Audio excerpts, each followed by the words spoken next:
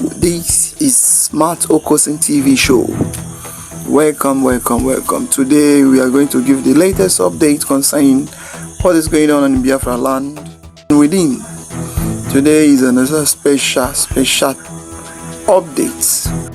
As you are about to watch this video, like, subscribe, and click the notification button for more of our video coming up.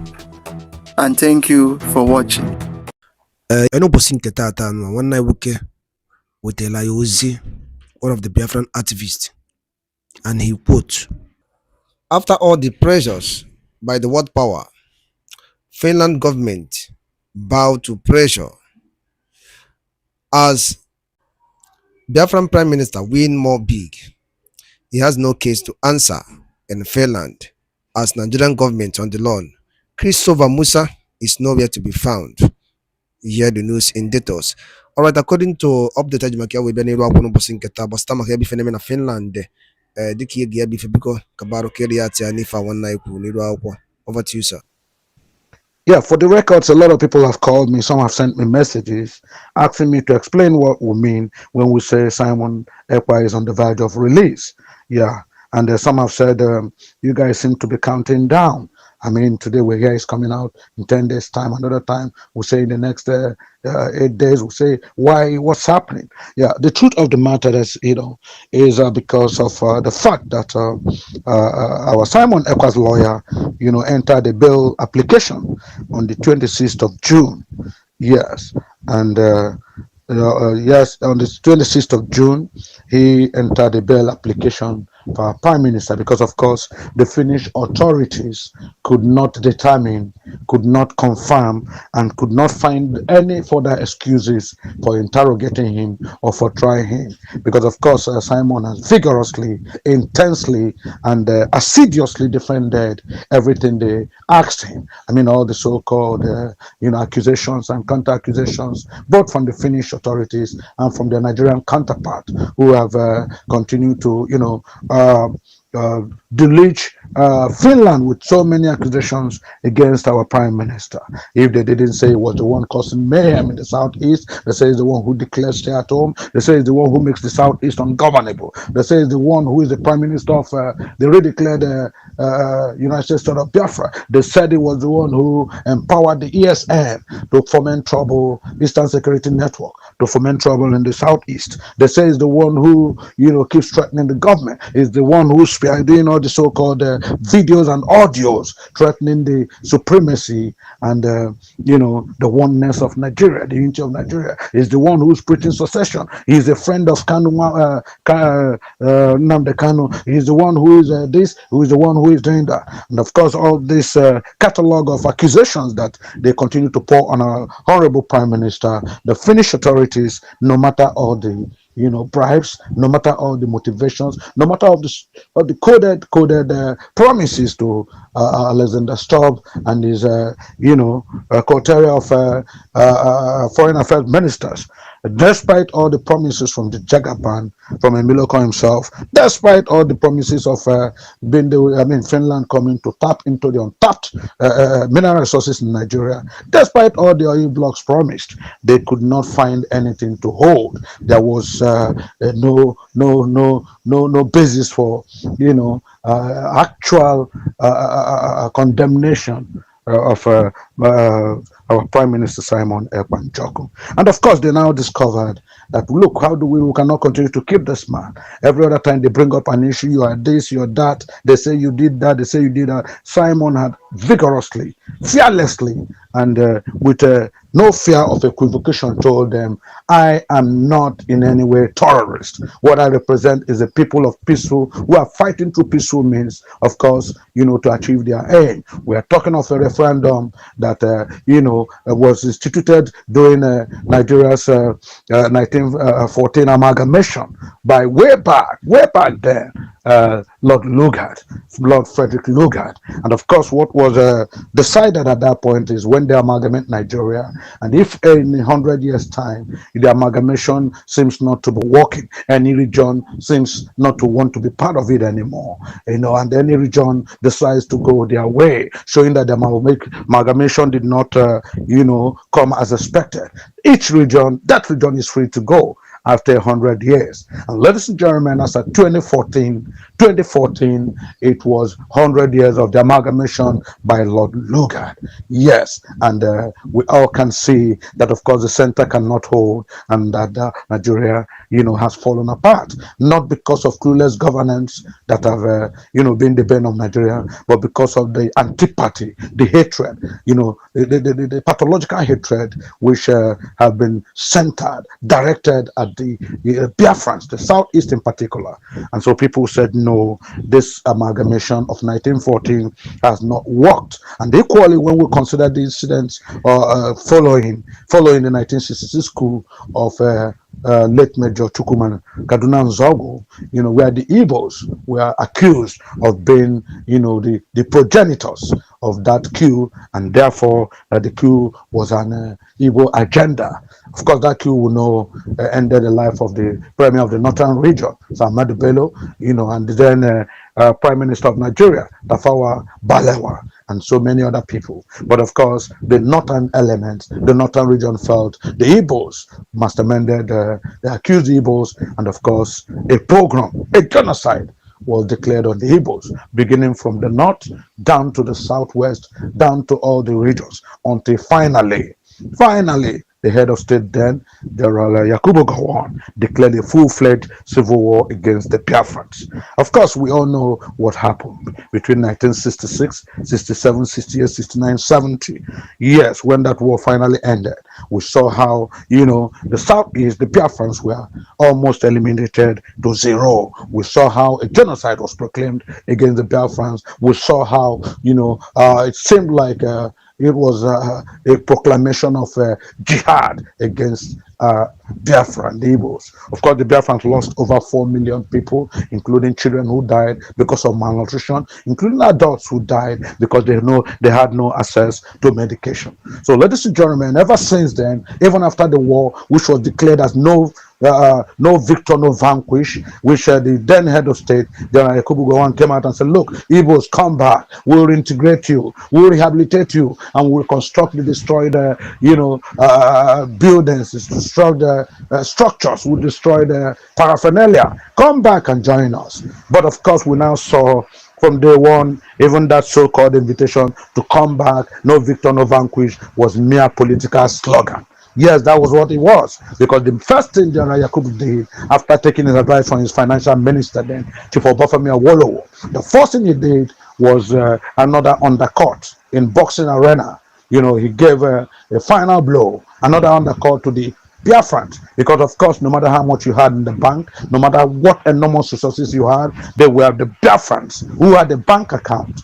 The Biafrans, get my point here, the Biafrans who had the bank account were the ones who were giving with a paltry 20 pounds. If you didn't have a bank account and you didn't have any evidence that you had money anywhere, of course they let you out to die. Yes, you're on your own. But those who had an account, those who probably were working in ministries, were working in government parastatals, were working in companies or anything, who had fled because of the civil war, were asked to show their bank deposits, and of course they were giving a paltry 20 pounds. Ladies and gentlemen, unfortunately, despite this, very, very, undue and shady treatment, very unbecoming treatment, to the Igbos, to the Biafrans, the shortchanging of the Biafrans after the slogan by the head of state there, General Yakubu Gowon, no Victor, no vanquished. These people came out of the Biafran war and they were treated like a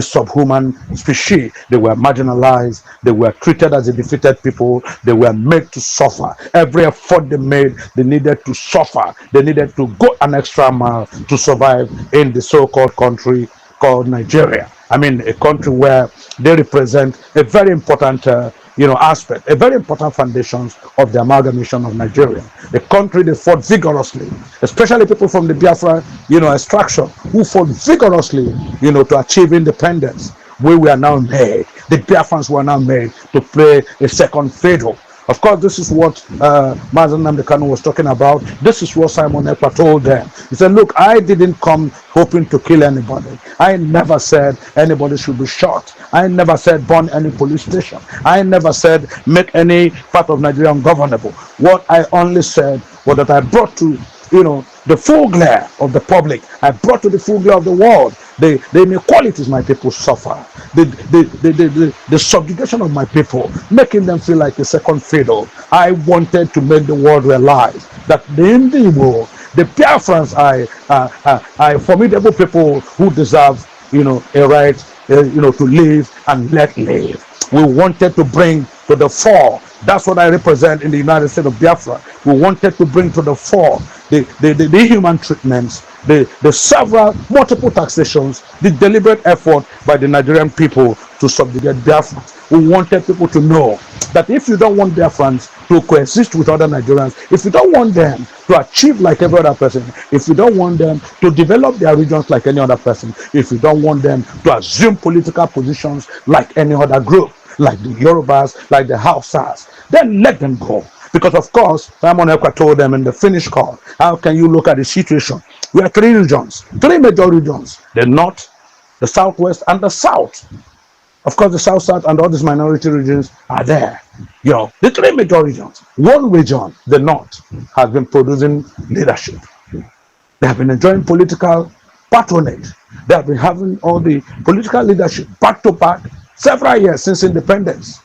Beginning of course, with the late Prime Minister Tafawa Balewa. It has been a consistent, it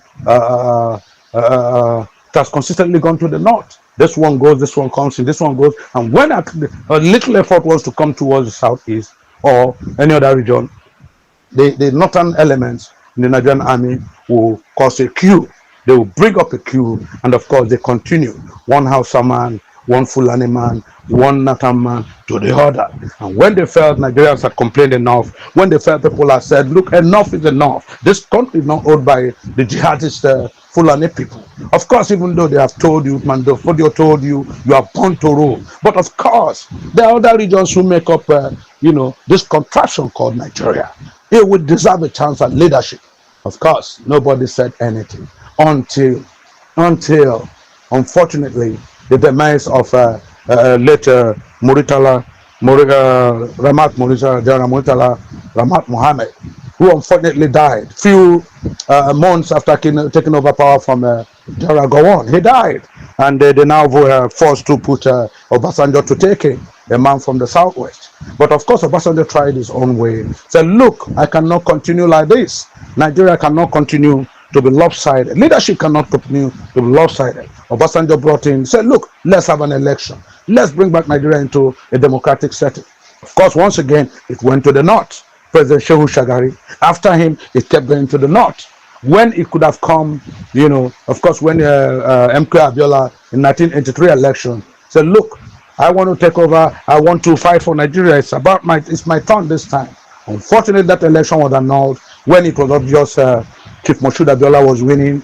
And of course, what they now did when the Yorubas, the Oduduwas, created mayhem for Nigeria, created all kinds of problems for this country, including the June 12th brouhaha, where a lot of Southerners again, especially Biafrans, were killed because of course attacks were coming from right, all right, left, right, and center, and they were foisted on again. Who carried the brunt? It was the southeast people, the Biafrans. We all had to scamper again, run from our different regions down to our localities. But of course, Nigeria compensated the southwest. When the southwest said, no, we will not be part of Nigeria again. You have killed our son. It was a good election. It was a fair and fair election. And MK Abiola won it. This election was superintended by an unbiased umpire. Yes, the NEC chairman then, Professor Humphrey Nwosu, and he, from the so-called results that he declared before he was forced, disgraced, manhandled, abused, assaulted, and forced to stop declaring any elections, that MK Abiola was winning. If you don't give us our chance, we'll make Nigerian governable. We'll demand for our Duduwa state to your tent, all Yorubas. Of course, that was when the so-called northern elements again, who feel they are born to rule, who feel they own Nigeria, decided this time to have an election, and they brought in the man who, was once a head of state, the man they trusted, of course, to give it back to them. They brought Chief Olusegun Obasanjo this time as a second, another second-time president, this time democratic setting. And of course, as soon as Obasanjo was going, he handed it back to the north again, to President Yaradua. So ladies and gentlemen, Simon Ekpa told them back to back, the north, the southwest, the north, the southwest has been in charge. And when they thought the south east was complaining, when they saw the south was complaining, and the south threatened to make oil business become a problem.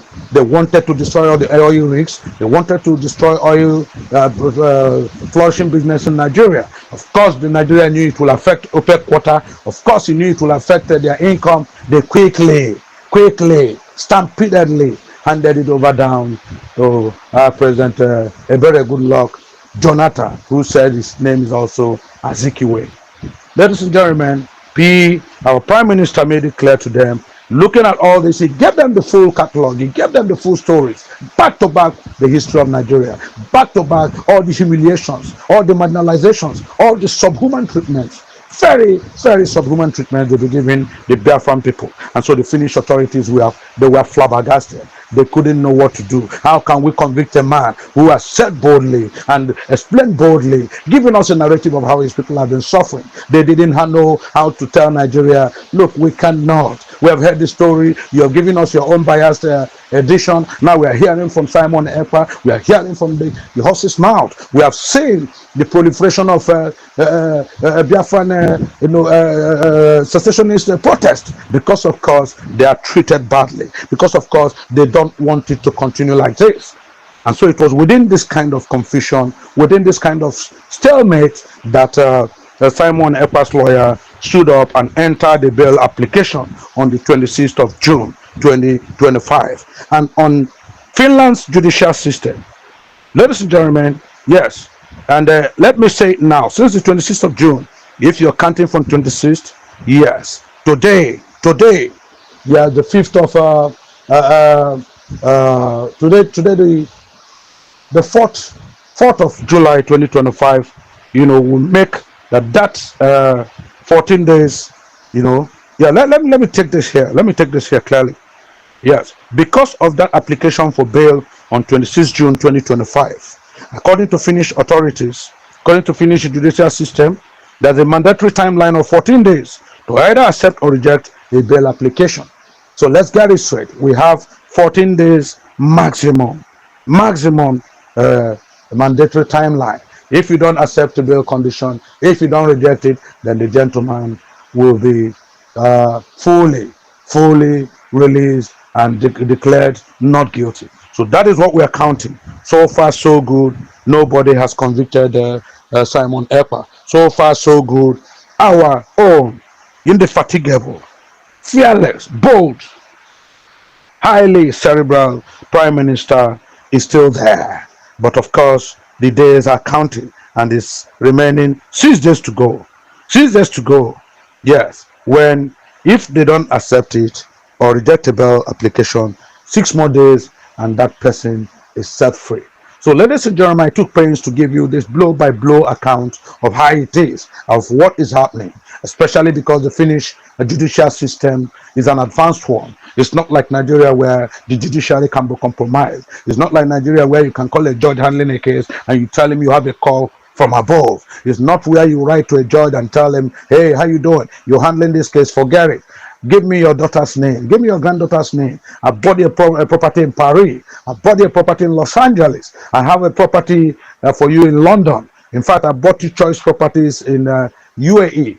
Yeah, in Dubai. So this matter has to go this way, has to go that way, but not in Finland, not within the Finnish judicial system, because these are people who, yes, they are not, you don't call them a third world country. Finland belongs to the Committee of Nations that you can call an advanced country, and it belongs to the European Union, and it's a formidable part of the United Nations, and they know the rules, they know the important steps they must take. That at every point in time, justice, fairness, and equity must be maintained. And of course, that anybody who shares, their citizenship, no matter if it's a dual citizenship, no matter if they have a citizenship in any other place. For instance, Simon Ekpa has is a Finnish citizen. He carries their card, he carries their passport. And so they know they must give him his due. They must recognize that he has fundamental rights